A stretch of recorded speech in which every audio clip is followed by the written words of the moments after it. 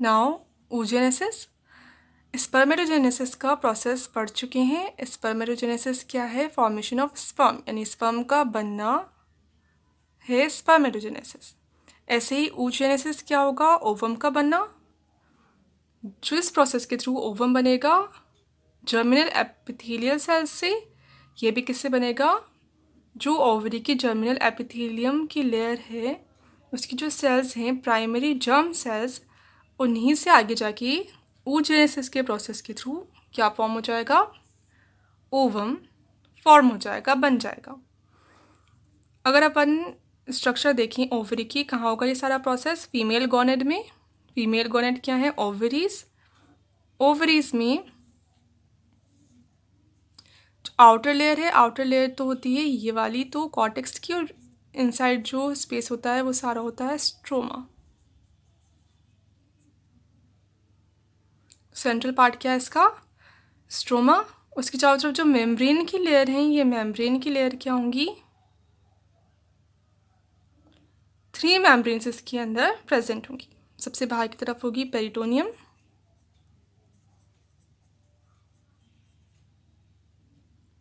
उसकी नीचे वाली लेयर होगी, मिडल लेयर जो होगी वो होगी जर्मिनल एपिथेलियम की।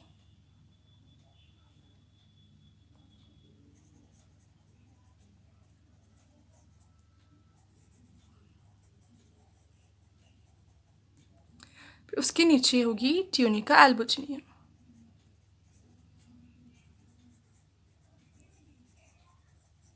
नोट्स में अगर स्पेलिंग मिस्टेक हो तो करेक्शन कर लेना। 3 लेयर्स होती हैं, outer most peritoneum, middle germinal epithelium and inner tunica albuginea. इसके अंदर का जो स्पेस है वो है, जो कनेक्टिव टिश्यू है वो है स्ट्रोमा। अब इसमें से जर्मिनल एपिथेलियम की जो सेल्स हैं वो फॉर्म करेंगी oogenesis के प्रोसेस के थ्रू ओवम को। oogenesis का प्रोसेस फीमेल्स में कब स्टार्ट हो जाएगा? Before birth. जब फीमेल एम्ब्रियो डेवलप हो रहा होता है तभी oogenesis का प्रोसेस स्टार्ट हो जाता है। मेल्स में स्पर्मेटोजेनेसिस का प्रोसेस कब स्टार्ट होगा? प्यूबर्टी के बाद। जो टीनेज होती है, टीनेज से स्टार्ट हो जाता है। बट फीमेल्स में ये स्टार्ट हो जाएगा जब एम्ब्रियो का डेवलपमेंट हो रहा होगा, जब फीमेल एम्ब्रियो डेवलप हो रहा होगा तभी oogenesis का प्रोसेस स्टार्ट हो जाता है।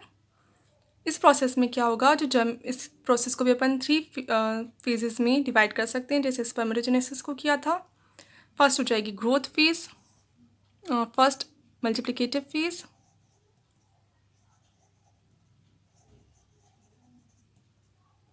सेकेंड हो जाएगी ग्रोथ फेज एंड थर्ड हो जाएगी मैचुरेशन फेज।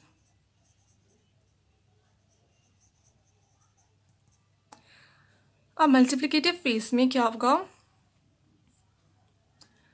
जो जर्मिनल एपिथेलियम की सेल्स हैं, कुछ सेल्स कहाँ आ जाएंगी? ये मिडल लेयर से निकल के, ऊपर भी लेयर है नीचे भी लेयर है, ऊपर लेयर है मिडल लेयर है नीचे लेयर है, तो मिडल लेयर जो है जर्मिनल एपिथेलियम, इसकी सेल्स कहाँ आ जाएंगी? स्ट्रोमा वाले पार्ट में आ जाएंगी। स्ट्रोमा क्या है? बीच का कनेक्टिव टिश्यू। स्ट्रोमा के भी फिर 2 पार्ट होते हैं, कॉर्टेक्स एंड मेड्यूला। इसमें भी ऊपर वाला तो कॉर्टेक्स और बीच वाला मेड्यूला, और दोनों को मिला के क्या कहेंगे? स्ट्रोमा। तो कहाँ आ जाएंगी? ये स्ट्रोमा वाले पार्ट में आ जाएंगी जर्मिनल एपिथेलियम की कुछ सेल्स, जर्म सेल्स, जिनको क्या कहेंगे? Primary germ cells. अब ये क्या करेंगी? माइटोसिस के थ्रू डिवाइड होंगी, again and again, bar bar divide होंगी। माइटोसिस के थ्रू डिवाइड होंगी तो इनका नंबर क्या रहेगा? सेम रहेगा, नंबर चेंज, क्रोमोसोम का नंबर चेंज नहीं होगा। सेल का तो नंबर होगा, इंक्रीज होता जाएगा, कंटिन्यूसली डिवाइड होती जाएंगी ये, और सेल्स का नंबर तो इंक्रीज हो रहा है बट क्रोमोसोम का नंबर उतना ही रहेगा। डिप्लॉइड सेल होती है प्राइमरी जर्म सेल, तो इससे जितनी भी सेल्स माइटोसिस के थ्रू बनेंगी वो सारी क्या होंगी? डिप्लॉइड होंगी। सारी क्या है? 2n है, सारी 2n है। अब क्या बन जाएगा? इतनी सारी सेल्स को क्या कहेंगे अपन?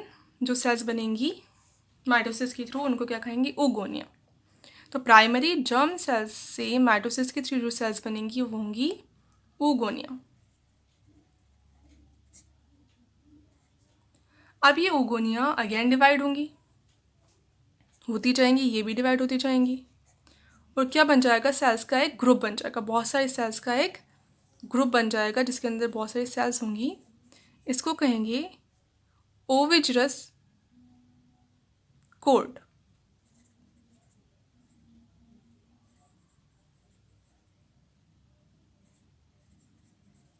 ठीक है, स्पेलिंग करेक्शन कर लेना। ओविजरस कोड, यहाँ तक होगी मल्टीप्लिकेटिव फेज।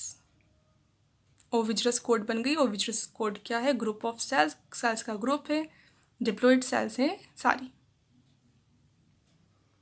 अब आएगी second phase, growth phase. Growth phase में क्या होगा? पूरी जो ओविजरस कोड है, बहुत सारे सेल्स हैं, उनमें से एक सेल साइज में बड़ी होने लगेगी। तो सारी सेल्स तो उसी साइज के रहेंगी, एक सेल क्या करेगी? साइज में बड़ी हो जाएगी और सारी सेल्स उसकी चारों तरफ आके अरेंज हो जाएंगी। इसी की एक सेल मान लो, ये वाली सेल साइज में बड़ी हो गई। अब इस जो बड़ी हो गई साइज में सेल्स को कहेंगे प्राइमरी oocyte। और इसके आसपास जो सेल हैं ये होंगी फॉलिकुलर सेल्स।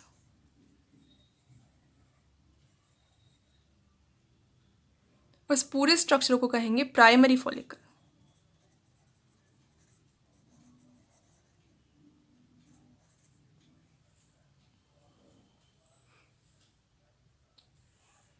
क्या हुआ? ओविजस कोड की एक सेल साइज में बड़ी हो गई, उसको कहा प्राइमरी oocyte। बाकी सारी जो सेल्स बच गई जो चारों तरफ हैं प्राइमरी oocyte की, उनको कह रहे हैं फॉलिकुलर सेल। और दोनों को मिला के जो पूरा स्ट्रक्चर बन गया ये है प्राइमरी फॉलिकल। अब प्राइमरी फॉलिकल जो है वो डिवाइड करना स्टार्ट कर देता है। अब कौन सा डिवीजन होगा फिर? मियोसिस। Meiosis first. अब ये डिवाइड करना शुरू स्टार्ट तो हो जाता है प्रोसेस, पर कहाँ आके रुक जाता है? प्रोफेज फर्स्ट में। मियोसिस फर्स्ट की प्रोफेज फर्स्ट में आकर डिवीजन रुक जाएगा, इसके आगे का प्रोसेस नहीं होगा, यानी दो सेल्स नहीं बनेंगी। मियोसिस में क्या होगा? मियोसिस फर्स्ट में एक सेल होगी डिवाइड, दो सेल्स बन जाएंगी। फिर मियोसिस सेकेंड में दो सेल्स डिवाइड होगी, फोर सेल्स बन जाएंगी। तो इसमें ये स्टार्ट तो हुआ प्रोसेस, पर रुक गया, सेल डिवाइड नहीं हुई। कहाँ पे रुक गया? प्रोसेस वन में, प्रोफेज वन में रुक गया। प्रोफेज वन की भी किस में? डिप्लोटीन स्टेज में। डिप्लोटीन स्टेज में आकर ये रुक जाएगा। अब क्या होगी? ये प्राइमरी फॉलिकल जो है ग्रोथ फेज है, ग्रो कर रही है, तो प्राइमरी फॉलिकल ग्रो करती जाएगी। इसके अंदर जो भी ज़रूरी सब्सटेंस हैं, न्यूट्रिशनल सब्सटेंस हैं, वो इकट्ठा होते जाएंगी, इसमें चेंजेस आते जाएंगी, ग्रो करती जाएगी। अब ग्रो करेगी तो क्या क्या चेंजेस आएंगे इसके अंदर? ग्रोथ के टाइम पे मेन तो बनता है योक। एग्स में योक प्रेजेंट होता है, जो येलो वाला पार्ट होता है एग का, योग फॉर्मेशन होता है। पर योग फॉर्मेशन थोड़ा बाद में होता है। तो पूरी ग्रोथ फेज को टू स्टेजेस में बांट सकते हैं। एक तो होगा प्री विटेलोजेनेसिस,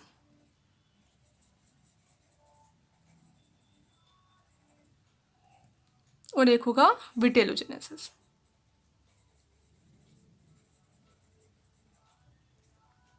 विटेलोजेनेसिस क्या है? योग का फॉर्मेशन, योग का बनना, विटेलोजेनेसिस वो होगा बाद में। तो उससे पहले की जो स्टेज होगी जिसमें सिंपल ग्रोथ होगी, पर और अदर सब्सटेंस तो बन रहा है, बस योग नहीं बन रहा, उसको क्या कहेंगे फिर? Pre vitellogenesis.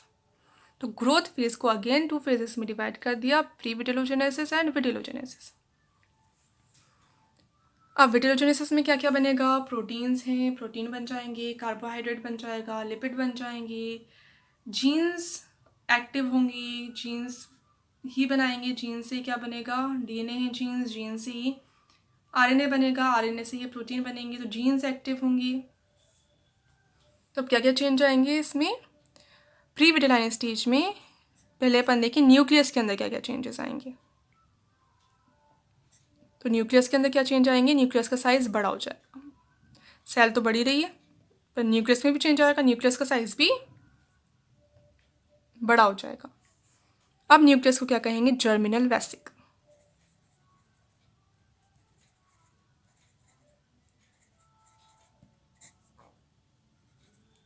क्या कहेंगे? न्यूक्लियस को जर्मिनल वेसिकल, साइज बड़ा हो जाएगा।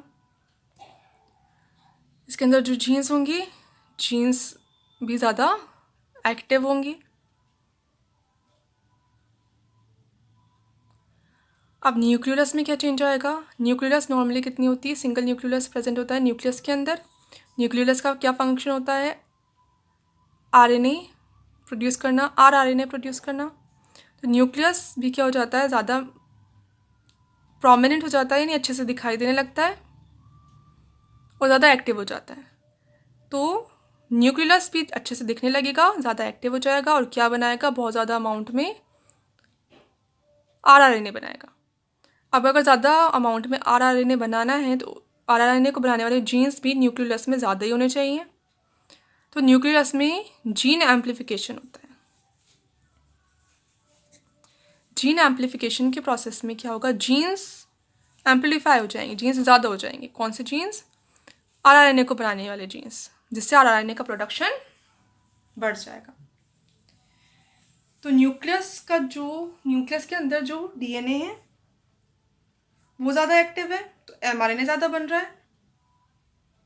और न्यूक्लियस के अंदर जो जीन है, न्यूक्लियस के अंदर जीन आरआरएनए बनाते हैं, तो वो भी एम्प्लीफाई हो गए, जीन एम्प्लीफिकेशन हो गया।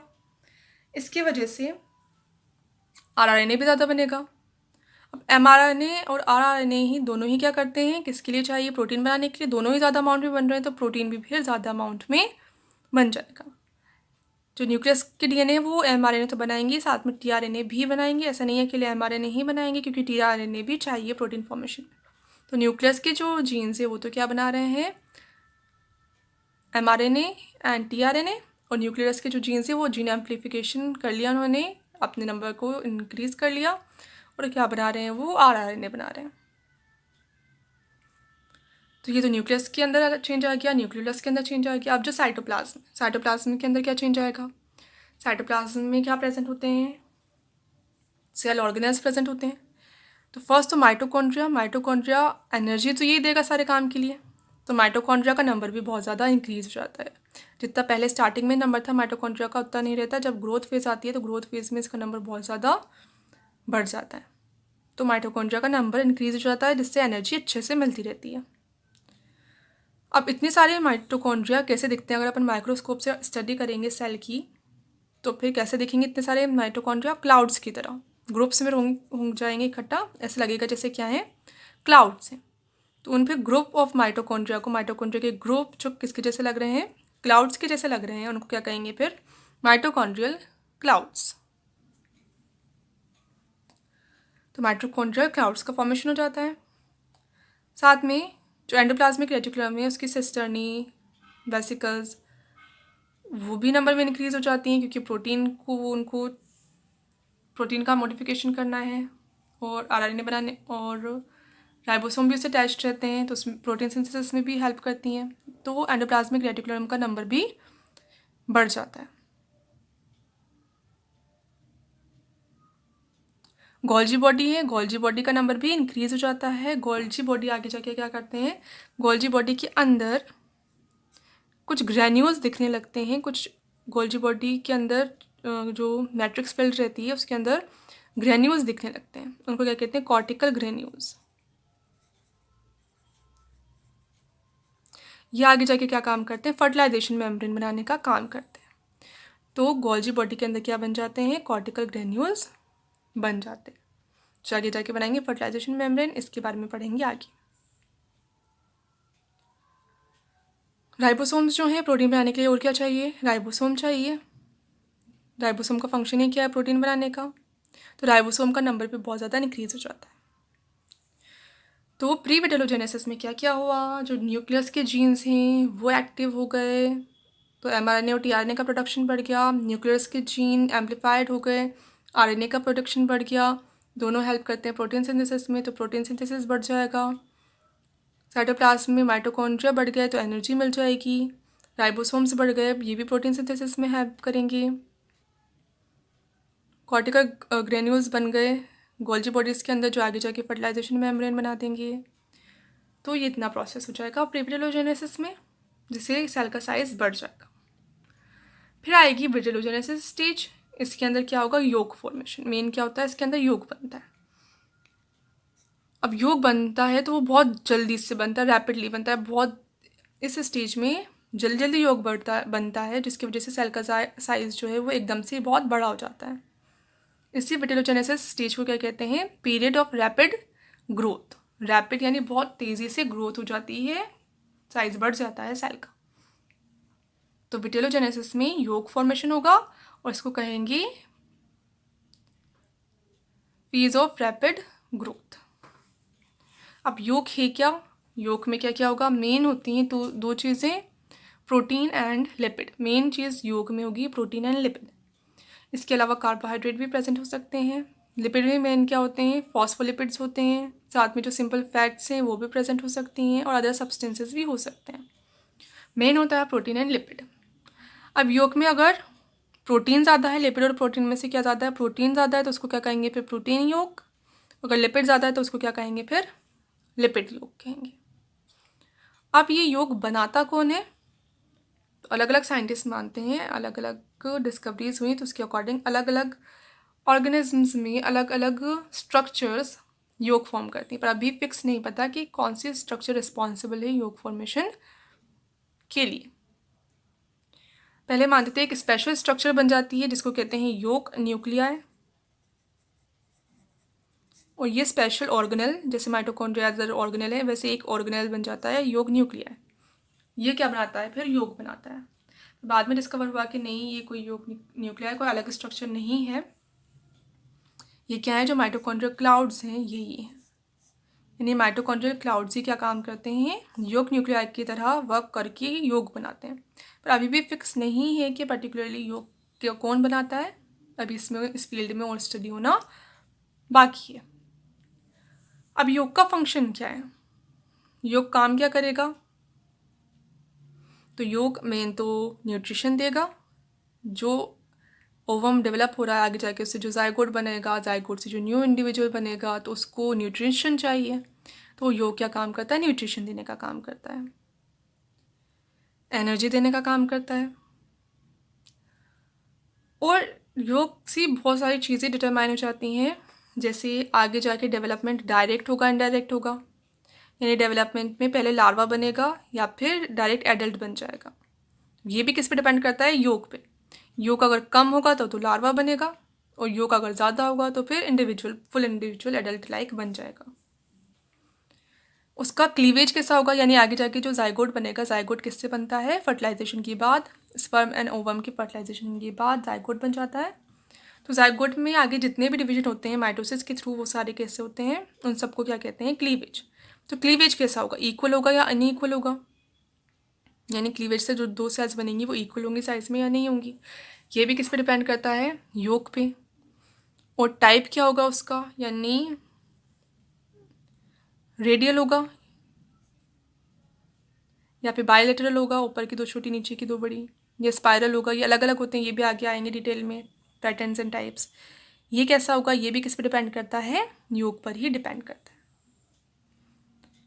तो ये हो गई विटेलोजेनेसिस फेज स्टेज। अब इसके बाद कौन सी आएगी? मैचुरेशन। तो देखो कहाँ तक का प्रोसेस? प्राइमरी oocyte बनने तक का प्रोसेस। प्राइमरी oocyte में न्यूक्लियस किस स्टेज में है? प्रोफेज फर्स्ट की डिप्लूटीन स्टेज में है। यहाँ तक का प्रोसेस तो कब हो जाता है? जब एम्ब्रियो, फीमेल एम्ब्रियो का डेवलपमेंट हो रहा होता है तभी हो जाता है। इसके बाद सारा प्रोसेस रुक जाता है, यानी डिवीजन का प्रोसेस रुक जाता है। सिर्फ क्या होती है? ग्रोथ होती है। तो ग्रोथ हो जाएगी, ग्रोथ से प्राइमरी oocyte में सारे मटेरियल बन गए, योग के अलावा जो मटेरियल थे वो भी बन गए, योग भी बन गया। इसके टाइम पे, इसके दौरान क्या होता है? जो प्राइमरी फॉलिकल है वो चेंज होती जाती है। प्राइमरी फॉलिकल से सेकेंडरी फॉलिकल बन जाती है, सेकेंडरी से टर्शरी फॉलिकल बन जाती है, टर्शरी फॉलिकल से फिर ग्राफिन फॉलिकल बन जाती है। ये सारा प्रोसेस होता जाता है मैचुरेशन स्टेज तक। यानी प्राइमरी फॉलिकल किस में चेंज हो गई? ग्राफिन फॉलिकल में। मैचुरेशन स्टेज में क्या होगा? ग्राफिन फॉलिकल प्रेजेंट होगी। अब ग्राफिन या फिर अपन कह दो इस टाइम तक कौन सी होगी? टर्शरी फॉलिकल होगी। ठीक है, तो ग्रोथ से लेकर मैचुरेशन की स्टार्टिंग तक क्या हुई? प्राइमरी फॉलिकल चेंज हो गई किसमें? टर्शरी फॉलिकल में। टर्शरी फॉलिकल के अंदर भी क्या है? प्रोफेज फर्स्ट की डिप्लोटीन स्टेज में जो न्यूक्लियस था वही है। अब कंटिन्यू हो जाएगा जैसे ही। अब ये कब स्टार्ट होगी मैचुरेशन फेज? प्यूबर्टी पे, टीनेज के बाद स्टार्ट होगी। इसके बाद अब इसके अंदर जो न्यूक्लियस है वो दोबारा अपना जो डिवीजन चल रहा था उसको कंटिन्यू करेगा। और कितनी सेल्स बन जाएंगी? 2 सेल्स बन जाएंगी। 2 सेल्स कैसी होंगी?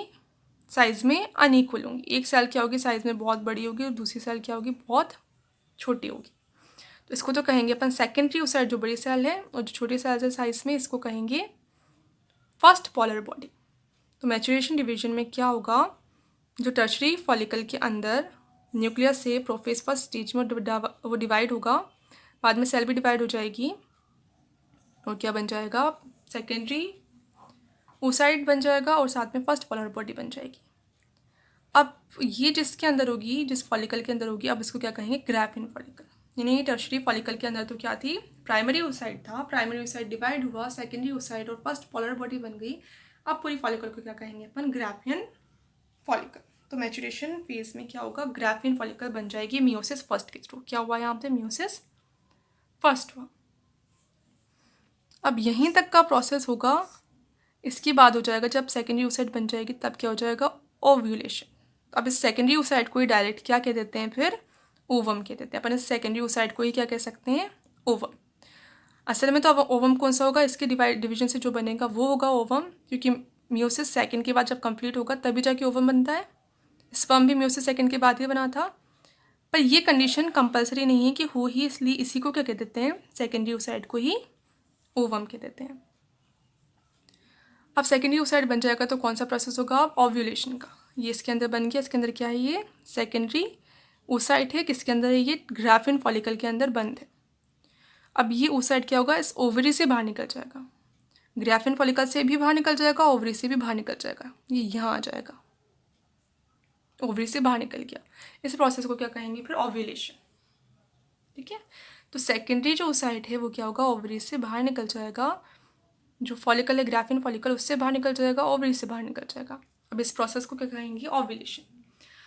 अब ओव्यूलेशन के बाद ये कहाँ चला जाएगा? ओवरी किससे अटैच्ड होती हैं? ओविडक्ट से। तो ओविडक्ट के अंदर चला जाएगा। अब इसका फर्टिलाइजेशन हो गया, यानी स्पर्म एंटर कर गया सेकेंडरी ओसाइट सेल जो है इसके अंदर। वैसे ही ये डिवाइड हो जाएगा, सेकेंडरी मियोसिस भी हो जाएगा, मियोसिस सेकेंड भी हो जाएगा, और फिर क्या बन जाएगा? मेन जो ओवम है अपना वो बन जाएगा, और एक सेकेंड पोलर बॉडी बन जाएगी। ये जो डिवाइड होगी ये भी कैसी होगी? अनइक्वल। एक तो बनेगी लार्ज, ये हो जाएगा ओवम, और एक बन जाएगा छोटा, second polar body. First polar body तो खत्म हो गई, डिग्रेड हो जाएगी, ओवम बन जाएगा। और ओवम का जो ये जो न्यूक्लियस है और स्पर्म का जो न्यूक्लियस है वो फर्टिलाइज हो जाएगा। तो ओवम कब बनेगा? सेकेंडरी ओसाइट से मियोसिस सेकेंड के थ्रू ओवम कब बनेगा? जब फर्टिलाइजेशन होगा तभी बनेगा, अदरवाइज नहीं बनेगा।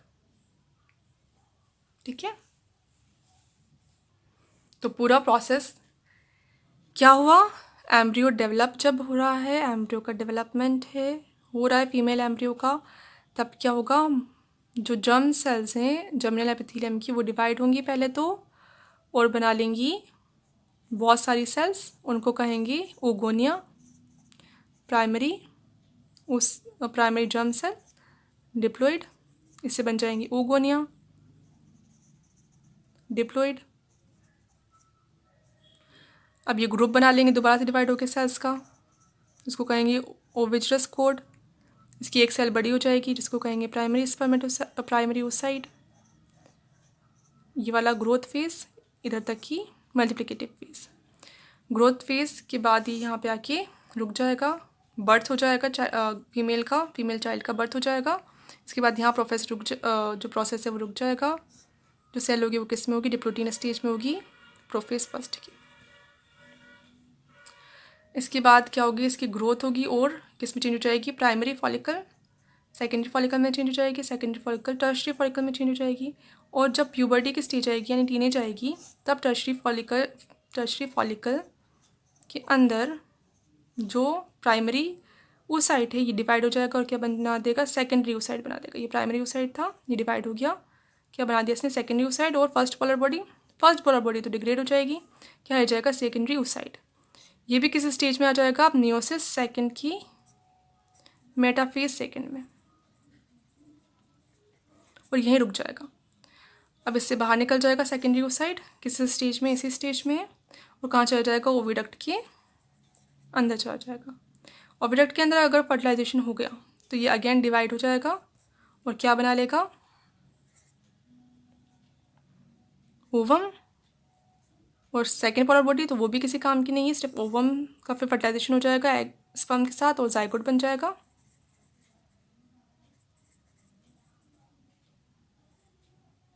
स्पर्म के साथ फर्टिलाइजेशन हो जाएगा और जाइगोट बन जाएगा। अगर फर्टिलाइजेशन नहीं हुआ तो ये सिर्फ सेकेंडरी ओसाइड इधर तक ही रहेगी, मेटाफेज सेकेंड स्टेज में, और बाद में डिग्रेड हो जाएगी अगर फर्टिलाइजेशन नहीं हुआ तो।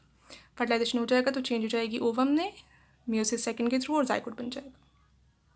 ये पूरा प्रोसेस oogenesis का।